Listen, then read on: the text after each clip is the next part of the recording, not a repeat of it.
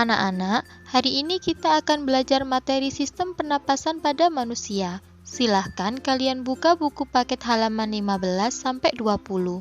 Kalian baca, kemudian buatlah ringkasannya di buku catatan minimal 2 lembar. Bu Guru beri waktu 10 menit ya.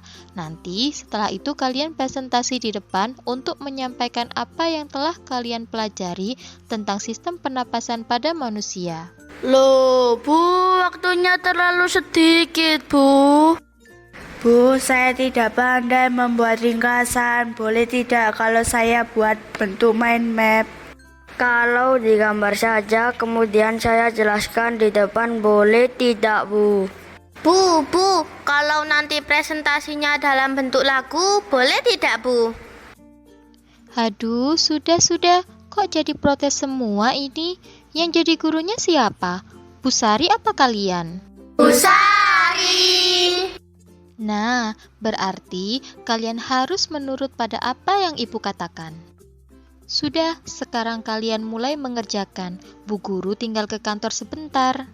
Baik, Bu. Saya lihat, kok Bu Sari terlihat seperti sedang kesal, Bu? Ada apa, Bu Sari? Iya, Pak. Saya sedikit kesal karena pusing memikirkan anak-anak zaman sekarang. Sering protes dan tidak nurut dengan apa yang diperintahkan guru. Loh, memangnya mereka protes kenapa, Bu? Jadi begini Pak Syaiful, tadi saya memberi anak-anak tugas membaca materi tentang sistem pernapasan pada manusia di buku paket dan membuat ringkasannya di buku catatan minimal 2 lembar. Selanjutnya dipresentasikan di depan kelas. Anak-anak malah banyak yang protes, Pak. Katanya kesulitan membuat ringkasan dan ingin membuat dalam bentuk mind map saja. Ada yang ingin dalam bentuk gambar saja, malah ada yang ingin presentasinya nanti dalam bentuk lagu. Ini kan bukan pelajaran kesenian, Pak. Belum lagi ada yang protes waktu pengerjaan yang saya berikan terlalu sedikit. Aduh, jadi pusing saya. Oh, jadi begitu masalahnya. Kalau menurut saya, bukannya bagus, Bu, kalau anak-anak punya banyak kreativitas dalam menyajikan hasil pemahamannya. Kenapa Bu Sari tidak bebaskan saja mereka sesuai dengan minat dan kemampuannya? Dan terkait dengan waktu pengerjaan, memang kemampuan anak kan berbeda-beda, Bu.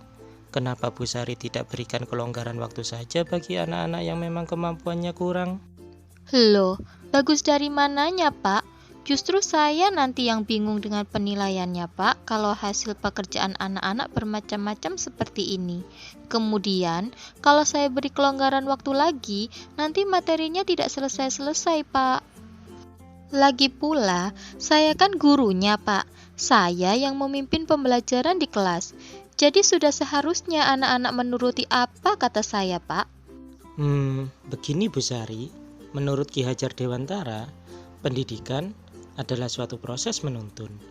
Dalam proses menuntun, anak diberi kebebasan dan pendidik berperan hanya sebagai pamong yang memberikan tuntunan agar anak dapat menemukan kemerdekaannya dalam belajar. Oleh karena itu, pendidik hanya dapat menuntun tumbuh atau hidupnya kekuatan kodrat yang ada pada anak, membimbing dan mengarahkan anak untuk berkembang sesuai dengan potensi dan keunikannya masing-masing secara optimal, bukan menjadikan anak seperti objek yang bisa diatur-atur sesuai kemauan guru.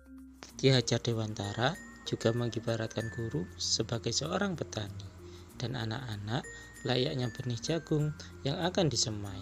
Petani hanya bisa mengupayakan agar benih jagung yang disemai tumbuh secara optimal dan berkualitas, bukan mengharapkan benih jagung itu berubah menjadi layaknya padi. Selain itu, Ki Hajar Dewantara juga mengingatkan bahwa pendidikan itu harus berhamba pada anak. Berhamba pada anak? Apa itu maksudnya, Pak Syaiful?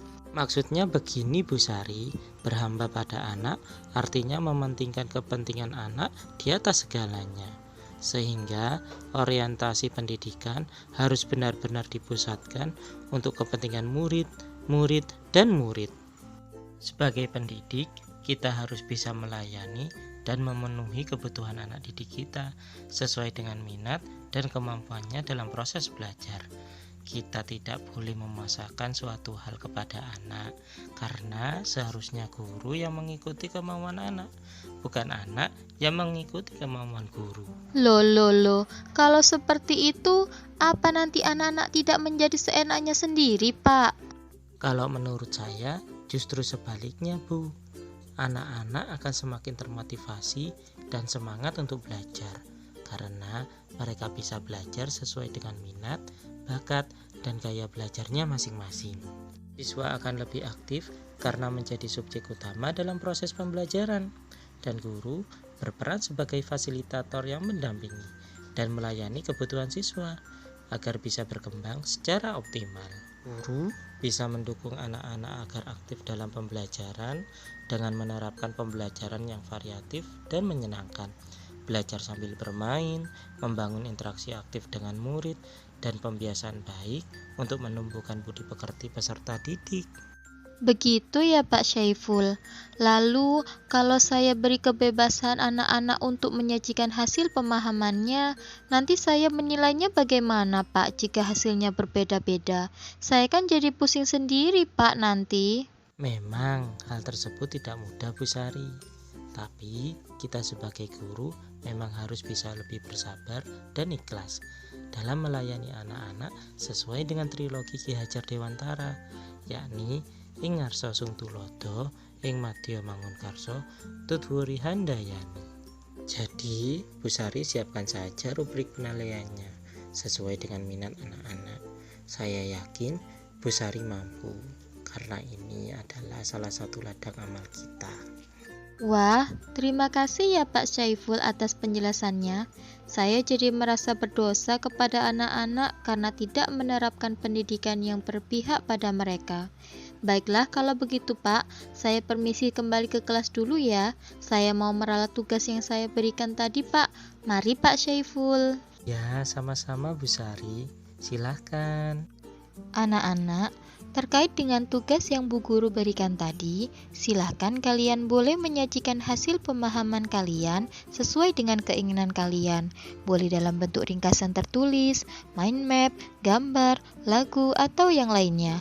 Kemudian, untuk waktu pengerjaannya, Bu Guru beri tambahan waktu 20 menit lagi. Cukup ya, Nak? Terima kasih, Bu.